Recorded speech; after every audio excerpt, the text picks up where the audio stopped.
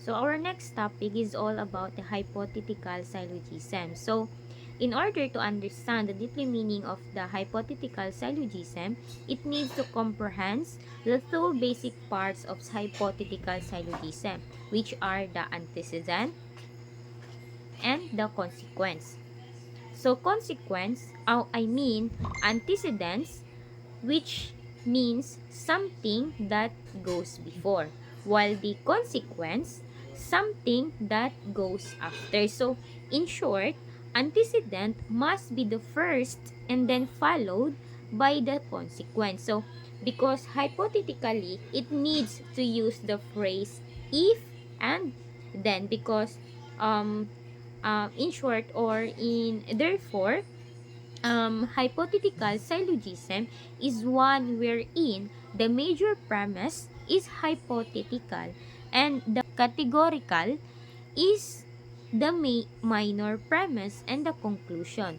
So in order to understand the meaning of hypothetical, or what is hypothetical syllogism, I'm gonna give examples. Then let's identify which or where are the antecedent and the consequence. So example here is, if armed forces of the Philippines are soldiers, then they are combatant. So, yun yung major premise natin, which is yung MP natin. So, saan dito yung antecedent and consequence natin sa major premises na binigay natin? So, ang antecedent sa major premise natin na binigay is, if armed forces of the Philippines are soldier, which is yun yung antecedent natin. Kasi 'di ba, like I said earlier, yung antecedent natin, yun yung something that goes before, or in short, yung if. While the consequence naman natin here sa major premise natin is, then they are combatants. Kasi 'di ba, yung consequence is something that goes after, which is yung then, or yung kasunod ng antecedent. That is the example of hypothetical syllogism. So, in order to understand again the hypothetical syllogism, I'm gonna give a more example about this topic. So, here is another example. So, if it is cold outside, then I wear a jacket. Yun yung major premise natin. So, ang antecedent natin dito is the sentence, if it is cold outside. Yun yung antecedent natin. While yung consequence natin dun sa major premise na binigay ko is yung, then I wear a jacket. Kasi 'di ba, like I said earlier again and again, antecedent is something that goes before, while the consequent is something that goes after, which is in short, to be clear, or para mas maintindihan nyo lalo, always isipin nyo na lang, or always remember na lang na once may nakita kayong word na if, yun yung antecedent natin. And pag may nakita na kayo sa kasunod doon na then, yun yung consequence natin, para di kayo malito. So, another example, last example. If it is a holiday, then the office is closed. So our antecedent is if it is a holiday. 'Di ba? Kasi merong if. Kasi 'di ba, sabi ang antecedent is something that goes after, ay before, while the consequent is something that goes after.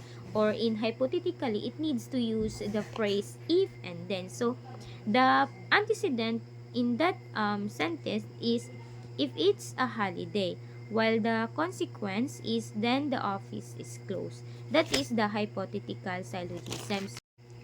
So there are three kinds of hypothetical syllogism, which are the conditional syllogism, the disjunctive syllogisms, the conjunctive syllogism, but I only discuss the conditional syllogism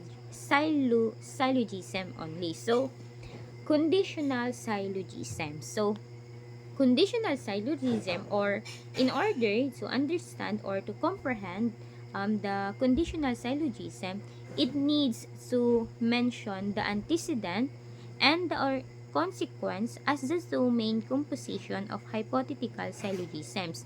So in this concept, it relates also the principle of cause and the effect or effect. So in short, antecedent or antecedent, which is the cause, and the consequence, which is the effort. Again, the antecedent is the cause, while the consequent is the effect. So example. So example is, if you are handsome, then you are admirers.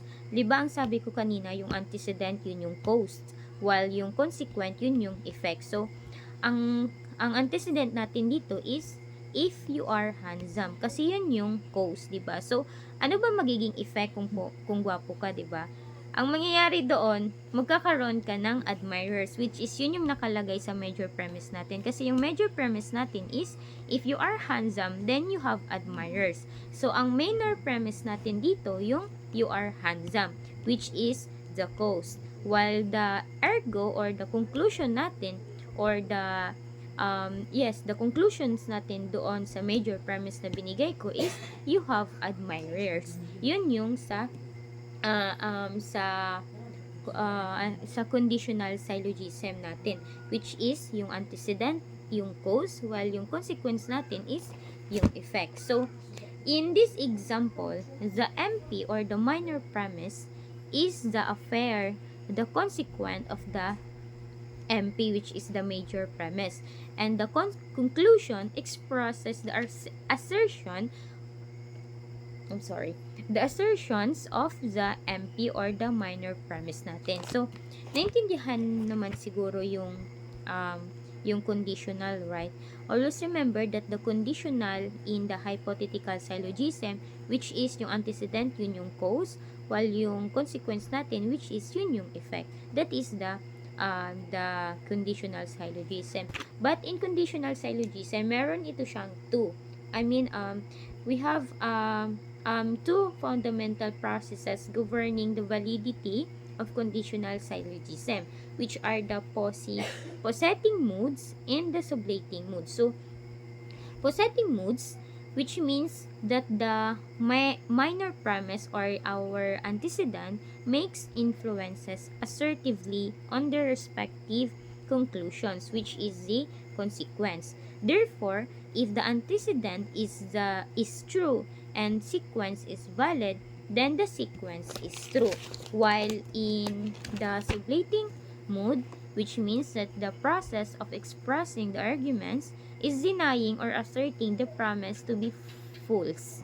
Therefore, if the consequence is false and the sequence is valid, then the antecedent is also false.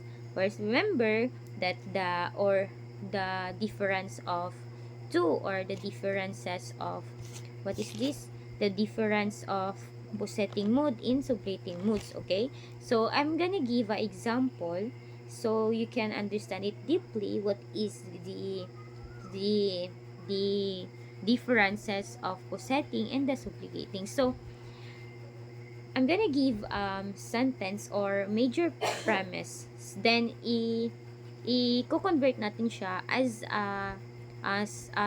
possessing and sublating mood, right? Okay, so the first example in this topic is, here the major premise. If you are my wife, then you are married to me. So, paano natin malalaman if, or paano ba natin, ano ba yung way para gawin natin, or ano yung way para ma-identify if sublating ba siya or possessing mood ba siya? So, first muna is yung possessing mood. The possessing mood. So, i-convert natin itong major premise na binigay as a possessing mood. So, di ba kanina ang sabi ko, yung possessing mood is the antecedent is true and the sequence is valid. Then the consequence is true.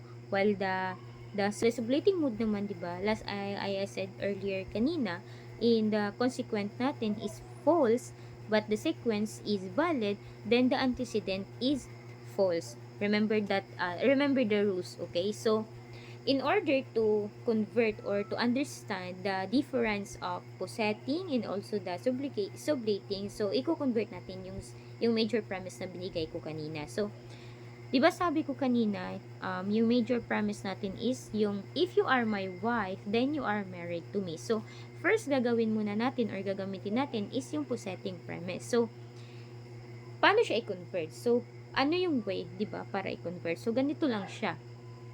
Kasi sa posetting dapat is true lahat, 'di ba? Dapat kung valid yung sequence ay kung true yung yung antecedent natin, dapat yung consequent natin is valid din or true din. So here, if you are my wife, then you are married to me. So in posetting mood, ganito yung mangyayari. But you are my wife. Therefore, you are married to me. So, kumbaga, positive siya, 'di ba? Kasi sabi yung possessing mood dapat true siya lahat. Kung true man yung antecedent niya and the sequence is valid, dapat yung consequence is true, 'di ba? Yun yung nasa rules natin. So, paano naman siya kapag nasa sublating mood? So, in sublating mood naman, kanina 'di ba sabi ko yung consequence, if ever yung consequence natin is false, or yes, false, but the consequence is false. So, our sequence is valid. Therefore, our antecedent is also false. So, paano siya gagawing sublating mood? So, kung gagawin ganito yung magiging way if gagawin natin siyang sublating mood, unlike doon sa possessing mood. So, in sublating mood, ganito siya. But, you are not my wife. Therefore, you are not married to me. Kumbaga, parang negative siya, di ba? Unlike doon sa possessing mood na kumbaga positive siya. Kasi 'di ba, in subletting mood ganito yung nangyari lang is like ganun sa binigay kong example kanina, 'di ba? Yung sa possessing mood, you are my wife, therefore you are married to me. Yun yung sa possessing mood. While sa subletting mood naman, but you are not my wife, therefore you are not married to me. So yun yung difference ng dalawa. Mas maintindihan if in case na may mga question pa kayo about the hypothetical, the conditional, the possessing, and also the subjugating, feel free to ask me, then I will answer it to you. Or if mahiyaman kayo magtanong sa GC natin, pwede naman kayo, feel free to PM me. So, I hope you understand my topic. That's all.